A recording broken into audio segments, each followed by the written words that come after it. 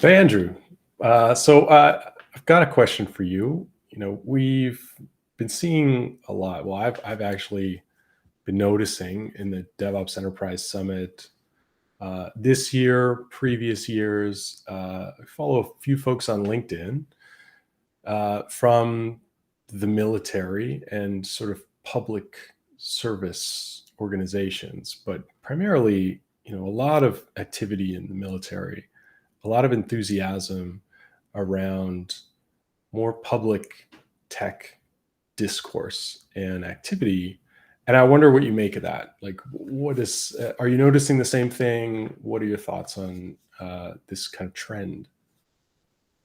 So there's obviously been huge, long-standing interrelationships between business and technology and military. You think about DARPA helping to foster the invention of the internet and among all kinds of other projects. So this is certainly not a new phenomenon. I think for the IT revolution community, the DevOps Enterprise Summit and the Idealcast and so forth, it's been appearing more. Some of these, like Admiral John Richardson from the Navy coming in, speakers from the NSA, the presence of the Kessel Run project at the Air Force and so forth. So we've been seeing a lot more of that in that DevOps community, and I think it serves multiple functions. One, it's obviously a sign of success in the DevOps community that they've influenced people who are, of course, working with technology, of course, absolutely needing to create efficient structures and ways of innovating as a team. Then also what I think we're seeing partly is a cross-pollination where, especially with bringing in Admiral John Richardson and looking at how the Navy trains leaders, this cross-pollination between the strength, the incredible strength that Navy communities have or military communities have in terms of raising up leaders. Admiral Richardson made a mention that they bring in 40,000 new sailors every year, often from places that have no water, where they've never really swum in a swimming pool before, and so forth. They train them up not only to be sailors, but really to be leaders. And within a fairly modest period of time, they may be, leading a small group and so forth. And there's a systematic process of elevating leadership and a great amount of institutional knowledge that is mostly lacking or certainly not formalized in the business community and the technology community. And this interesting, there's an aspect of technology that's almost anarchist, you could say, the open source community and, just building things from the ground up, and blockchain certainly is a totally decentralized technology. And then there's this very traditional hierarchical, power-oriented, when we talk about power in business relationships and the possibly stifling impact of fear or intimidation on the flow of information, that there's a pathological aspect to power in organizations. And I think there's a sense in which we borrow that from the military. So one of the things, or we borrow that from, traditional concepts of exercising force and threats and so forth. So one of the interesting things hearing Admiral Richardson speaking and Emily Baskett, who's active duty in the Navy as well, and I apologize for forgetting her rank, but the incredible humanity that's active inside the military, the incredible bond that's built within those communities, the need for collaboration, the need for efficiency and so forth, that there is no possibility of functioning as an organization, certainly not high performance, without there being empathy and information sharing, and the absence of collaboration is pathological within the organization. Whatever you might think about the overall mission of the organization, and whatever, there can be macro waste, like massive waste, involved in that as well.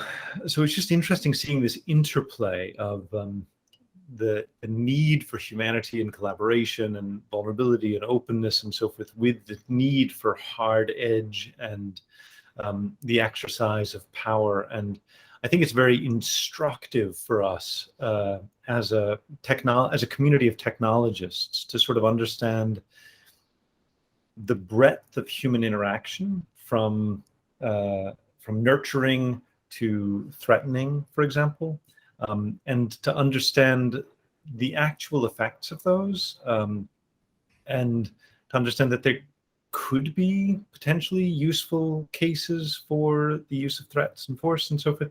We know that, but as well, you can't even have an organization oriented towards, projecting power without also having this nurturing and bringing out of human potential. That is the amazing thing about leadership development. You're basically taking the people who are terrified of being leaders, right? They're terrified, they're afraid of water, let alone afraid of public speaking, let alone afraid of leadership and so forth. But you're somehow drawing out of them this internal strength, and potentially you may make mistakes in that process. You may, people have a lot of PTSD coming out of certainly hot wars and active duty conflicts and so forth. But there's an aspect of strengthening as well. And it's just interesting thinking about the breadth of characteristics that we need to bring out to accomplish success in different domains. So some initial thoughts on that.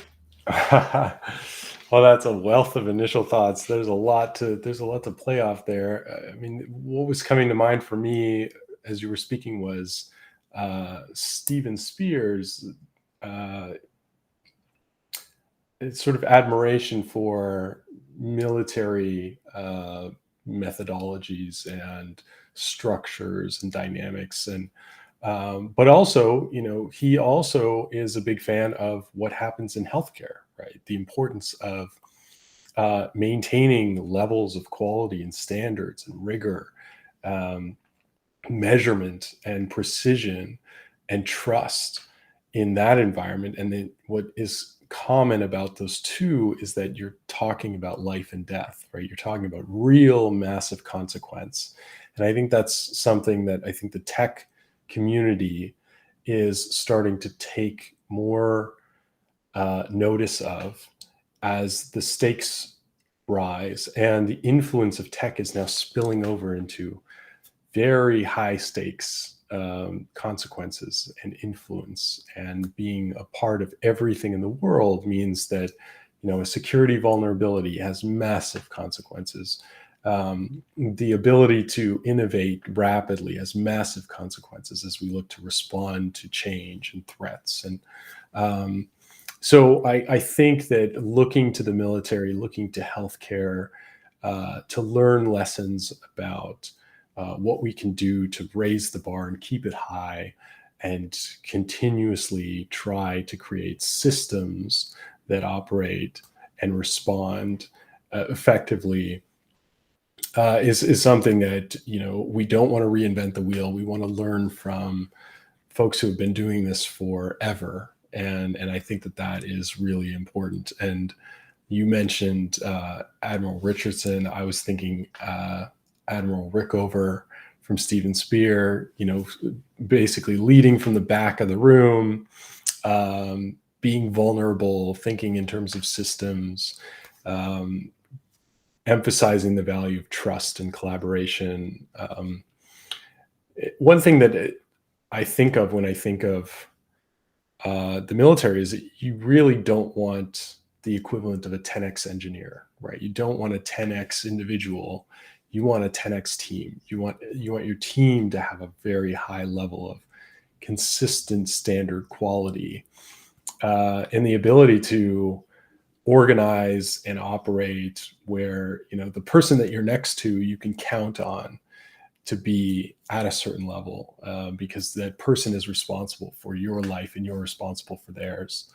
And so we have this, I think there's a lot that we can take from that in saying we're going to support teams of people, and we are going to support individuals by making sure that they are able to confidently contribute to an organization, because we've prepared them for that contribution, and they can count on and trust that they are at a level that they don't have to feel imposter syndrome. They don't have to feel isolated. They can feel that they're part of something larger, and that there is a very strong purpose behind that. There is a lot of investment in them as individuals, but with the purpose of being part of a very strong team.